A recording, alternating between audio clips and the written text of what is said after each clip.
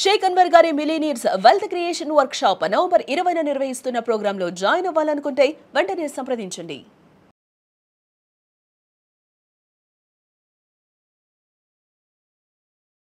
Welcome to Suman TV. నేను మీ Suman TV. చాలామంది అప్పులు చేసిన తర్వాత దాని నుంచి ఎలా బయటపడాలో తెలియదు. ఎందుకంటే కొంతమందికి పీకల దాకా వచ్చేస్తూ ఉంటుంది. ఇంట్రెస్ట్లు అయితే విపరీతంగా పెరిగిపోయి ఉంటాయి.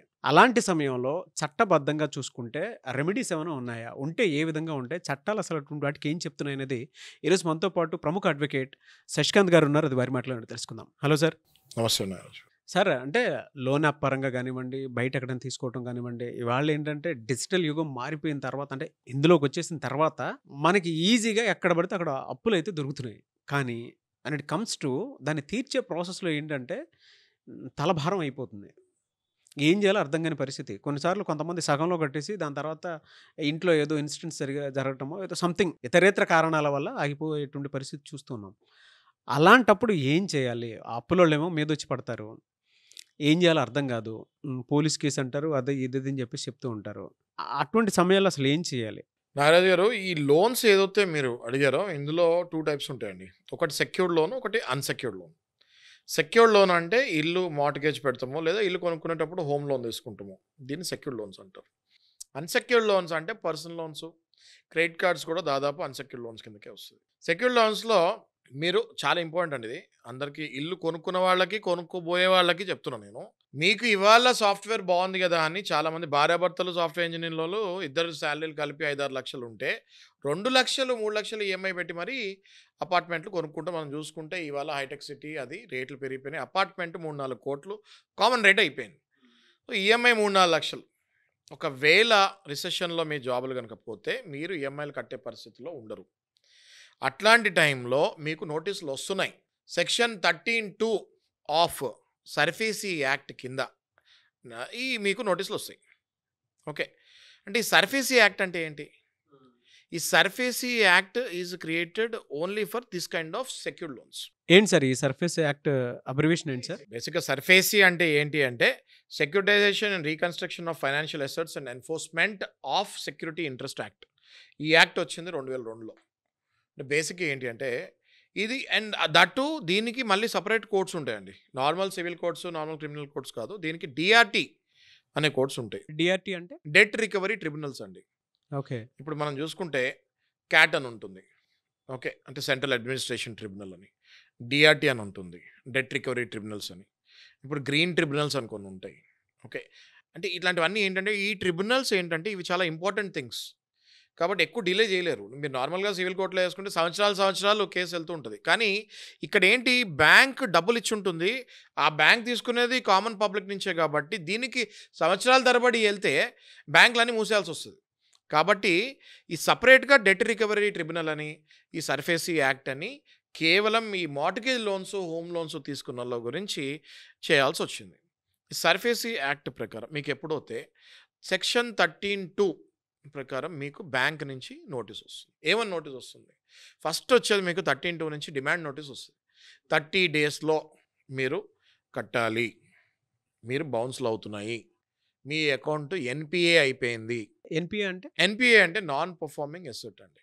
అంటే when you're unable to pay for 90 days continuously 3 times ఎప్పుడైతే కంటిన్యూగా బౌన్స్ అవుతుందో, లేదా అల్టర్నేట్గా అయినా పర్లేదు 3 సార్లు బౌన్స్ అయితే బ్యాంక్ వాళ్ళు ఇంక లేదా కట్టేటట్టు లేరు అని చెప్పి ఎన్పిఏ కింద డిక్లేర్ చేసి 13(2) కింద డిమాండ్ నోటీస్ పంపిస్తారు.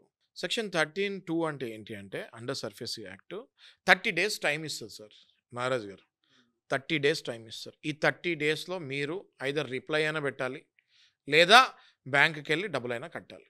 ఒకవేళ కట్టలేకపోతారు అప్పుడు పరిస్థితి ఏంటి? కట్టలేకపోతే బ్యాంకు 13(4) అనే మళ్ళీ ఒకటి నోటీస్ పంపిస్తుంది. అంటే ఈ 13(4)లో ఏంటి అంటే పొసెషన్ నోటీస్ అంటారు. ఇది అంటే ఇంక మీరు కట్టలేదు, మేము 13(2) పెట్టాము, అయినా కూడా మీరు కట్టలేదు, ఈ 13(4) కింద మేము పొసెషన్ తీసుకుంటాము, మీకు ఒక 45 డేస్ 60 డేస్ టైం ఇస్తున్నాము. దీంట్లో కనుక మళ్ళీ మీరు రాకపోతే మీకు ఇంకా పొసెషన్ మేము తీసుకుంటున్నామని చెప్తున్నాం మీకు అన్నది 13(4) చెప్తుంది. సార్ 13(4) వచ్చిన తర్వాత కూడా కట్టలేకపోతే పరిస్థితి ఏంటి?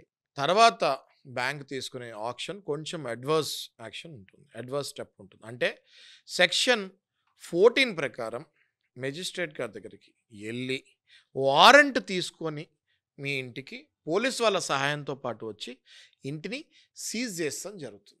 ఆ పరిస్థితి వరకు వచ్చేసిన తర్వాత ఎట్లా బయటపడాలి సార్? అసలు దాన్ని ఎలా ఓవర్కమ్ చేయాలి? 13(2) ఏదైతే డిమాండ్ నోటీస్ వస్తుందో, చాలామంది ఏం చేస్తారంటే నాగరాజు గారు 13(2) రాగానే ఆ నోటీస్ని మడతపెట్టి చింపి పడేస్తామో ఇట్లాంటివి చేస్తూ ఉంటారు.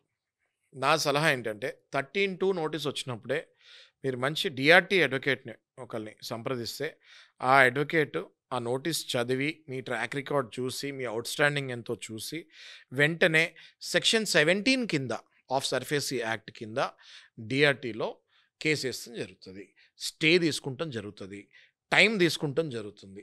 ఆ టైంలో మీరు మళ్ళీ బ్యాంకర్స్ తోటి కూర్చొని ఐదర్ లోక్ అదాలత్కి వెళ్ళి సెటిల్మెంట్ అనేది చేసుకోవచ్చు, లేదా మళ్ళీ డిఆర్టీ ద్వారానే మళ్ళీ మీ ఈఎంఐని రెగ్యులరైజ్ చేసుకొని మళ్ళీ మీరు ఈఎంఐలు కట్టేదానికి వెళ్ళొచ్చు. మరి 13(4) వరకు వెళ్తే ఎట్లా సార్ పరిస్థితి? నాగరాజు గారు 13(4)కి వెళ్ళినా కూడా పర్వాలేదండి. 13(4)కి వెళ్ళినప్పుడు కూడా వెంటనే మీరు కనుక ఒక మంచి అడ్వకేట్ని అప్రోచ్ అయితే ఖచ్చితంగా ఒక్క క్షణం కూడా లేట్ చేయకుండా ఆయన తెల్లారే వెంటనే మళ్ళీ సేమ్ ప్రొసీజర్ సెక్షన్ 17 కింద మళ్ళీ కోర్టుకి వెళ్ళిపోయి పొజిషన్ నోటీస్ వచ్చింది కాబట్టి ఫాస్ట్గా వెళ్ళిపోవాలి. 13(2)లో కొంచెం టైం ఉంటుంది, 13(4)లో టైం ఉండదు కాబట్టి ఇంకా ఫాస్ట్గా వెళ్ళిపోవాల్సి వస్తుంది. మరి సెక్షన్ 14 మీరు డైరెక్ట్గా ఇల్లే సీజ్ అంటున్నారు కదా, మరి అప్పుడు ఎట్లా? నారాయణ గారు సెక్షన్ 14లో కూడా 15 days టైం ఇస్తారండి. సెక్షన్ 14 ప్రకారము మేము మెజిస్ట్రేట్ దగ్గరికి వెళ్ళి ఇంకా మీకు వారెంట్ ఇష్యూ అవుతుంది. సెక్షన్ 14లో కూడా మీకు 15 రోజులు టైం ఇస్తారు. ఆ 15 రోజులలో కూడా మీరు ఆ నోటీస్ని చింపి పడేయకుండా మీరు కనుక మంచి డిఆర్టీ అడ్వకేట్ని అప్రోచ్ అవుతే అప్పుడు కూడా మీ ఇల్లు కాపాడుకునే అవకాశం మీకు బ్రహ్మాండంగా ఉంటుంది. ఎనీవేస్ థ్యాంక్ యూ అన్న, thank you so much Shashikanth గారు. Thank you sir. చూశారు కదా వీడియో. ఈ వీడియోపై మీ అభిప్రాయాన్ని కామెంట్ బాక్స్లో పోస్ట్ చేయండి. అండ్ మీకు కావాల్సిన విధంగా లీగల్ అవేర్నెస్ కోసం ఎటువంటి టాపిక్ ఉన్నా సరే కింద కామెంట్ బాక్స్లో కనుక మీరు రాసి మాకు పంపిస్తే ఖచ్చితంగా నేను శశికాంత్ గారు వాటి మీద వీడియోస్ చేయడం జరుగుతుంది. సలహాలు సంప్రదింపుల కోసం మీరు కనుక శశికాంత్ గారిని సంప్రదించాలనుకుంటే కూడా డెఫినెట్గా మీరు సంప్రదించవచ్చు. అండ్ ఈ వీడియో లైక్ చేయండి, షేర్ మాత్రం తప్పకుండా చేయండి. ఇలాంటి మరిన్ని వీడియోస్ కోసం మా ఛానల్ ఫాలో అవ్వండి. Thank you. సుమన్ టీవీలో మీ పర్సనల్ అండ్ బిజినెస్ ప్రమోషన్స్ కోసం కింది నెంబర్కి కాంటాక్ట్ చేయండి.